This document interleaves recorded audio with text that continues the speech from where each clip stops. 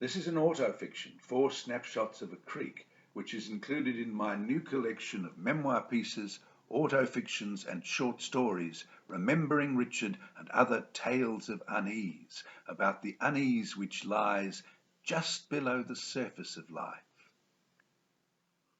Excerpt from 4 Snapshots of a Creek, 4 Autumnal. He walked up the concrete path to the front door. The house was oddly silent, with a definite air of abandonment. There was clearly no one in the front part of the house, so he continued to the back. There the back door was open, and the familiar smell of coffee was coming from the kitchen stove. But once again, when he climbed the back steps and peered round the door into the kitchen, there was no one there. He actually called "Hello" this time, but only his own voice came back to him, faintly disturbing the emptiness. Not wanting to intrude, he was temporarily at a loss what to do.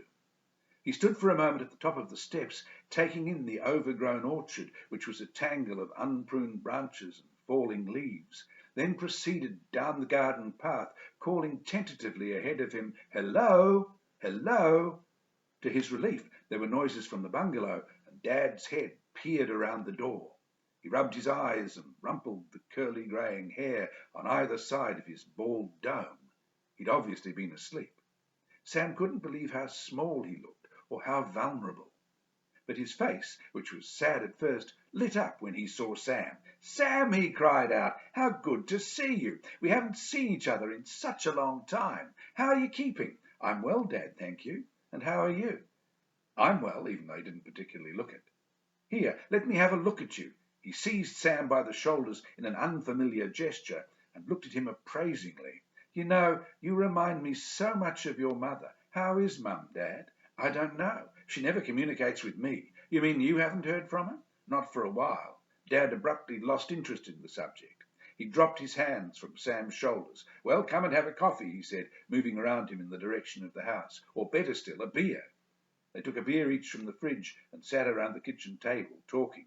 Dad seemed obsessed with the subject of the creek. He described a legal battle he'd had with the local council. The council wanted to concrete the bed of the creek, to turn it into a conduit, as they called it, to counteract the effects of the winter flooding. A conduit, they calculated, would better conduct the volume of water and save damage to property on either side. But Dad hated the idea. "I fought them tooth and nail," he said. "I waged a propaganda war in the local paper. I wrote letters. I commissioned articles. I gave them no rest.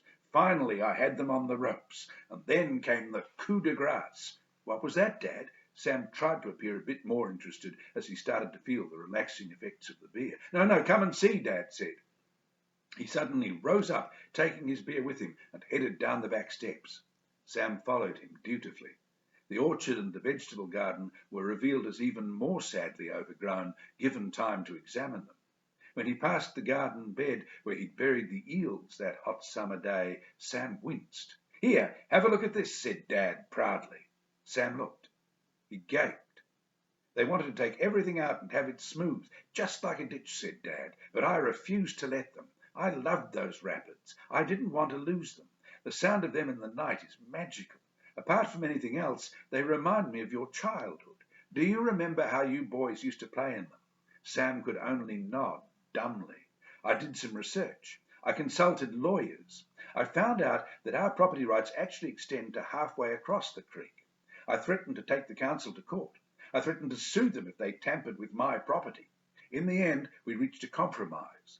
They agreed to remove the rocks before putting their ditch through, then set them back in the concrete exactly as they were. And that was just what they'd done.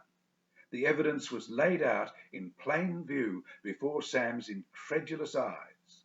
There was no water in the creek at that time of year. The original creek bed had completely vanished, transformed into a perfectly flat, concrete-bottomed conduit with angled concrete sides. But there, set into the concrete bottom, carefully preserved in their original order, were the familiar childhood rapids. The whole thing was so bizarre, it made Sam want to laugh and cry at the same time. But in the event, he did nothing. He didn't need to. Dad did it for him. Immensely pleased with his own success, Dad threw his head back and roared with laughter. He waved his arms about and broke into a little jig of victory.